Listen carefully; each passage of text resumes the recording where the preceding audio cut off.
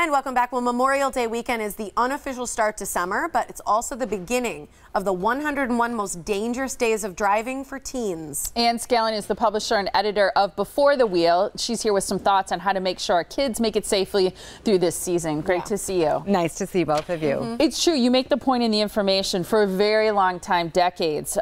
Teens see themselves as this fast driving, loud music, a lot of people in the car, seems like a whole bunch of fun, wind blowing, you know, in the breeze, and it's been glamorized in movies and commercials too. Yes. And it's important for us to say that might look cool, but it's not safe. Right, exactly. And you know, the commercials just keep on coming. Yep. Like every time I turn around and like, oh, why are they showing that? They're selling cars, I get that.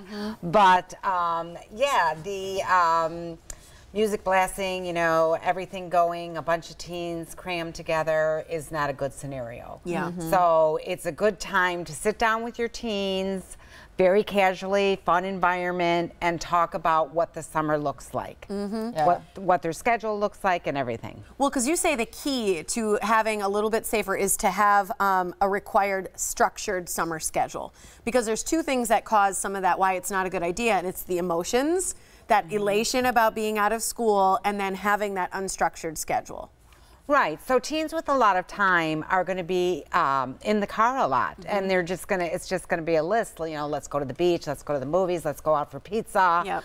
I don't believe in over-structuring it because it is a break from school. Yeah. But if they can get a summer job or possibly help out at a church group or a hospital or something like that, something's in their schedule to give them some consistency, and they don't have all this free time where they think it's just, you know, they're living in a movie. Yeah. Yeah, right. And I know you're a fan of them paying for some of the gas, especially if they have a job, helping cover some of the insurance, oil changes, maintenance, because they have to know it's not just getting in a car and driving and, you know, here we go, woohoo, that there's a lot that goes into maintaining a car. And I know you're also a fan of responsibilities around the house, chores, things like cutting the grass, cleaning the windows, gardening, maintenance, things like that.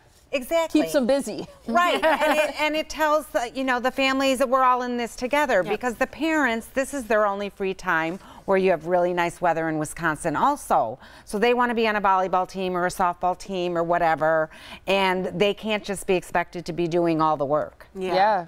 There are other things you say. So there's a lot of high risk factors for teens during the spring and summer months. We kind of went through a couple: emotions, unstructured time, teens who also have a lot of free time, lack of seatbelt use. That's something you still see a lot?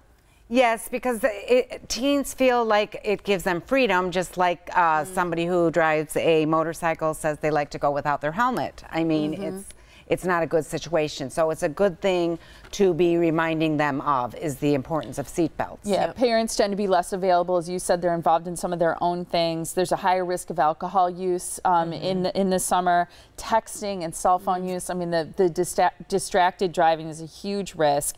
And then there are also a lot more people out and about, pedestrians, people on their bikes, people on scooters, things like that. And as it relates to alcohol, there's no legal limit. It's zero when you're a certain age. Yes, right? It's zero for teens because their brain has not developed. So a small amount of alcohol will be similar to an adult who is over the limit. The other thing to remember is there's just more people on the road. It's summer vacation. So people are going on vacation, the older kids are home from college, so there's a lot more for them to manage, and you really have to kind of work them through that. You know what I'm going to add to the list? Road construction. Yes. Yeah, like, I mean, it's hard enough as a seasoned driver managing road construction sometimes. Exits are closed, there's cones, there's people driving erratically because they're annoyed that they're going someplace and it's slower. And for a teen, that would be even tougher. Right, and the key there is the word you said, is slow. Yeah. Just slow down. There's nothing you can do about Nothing. it. Just be patient and work with it. Yep. Yeah, it's hard to be patient. You have a great resource online. It's a wonderful opportunity for people to share safe driving tips with their teens. There are 101 dangerous days of driving. This is a great way to make sure that your teen is safe on the road. So go to beforethewheel.com to find out more about Anne and this wonderful resource, Before the Wheel. Always good to see you. Yeah, Thank you. Thank you so much.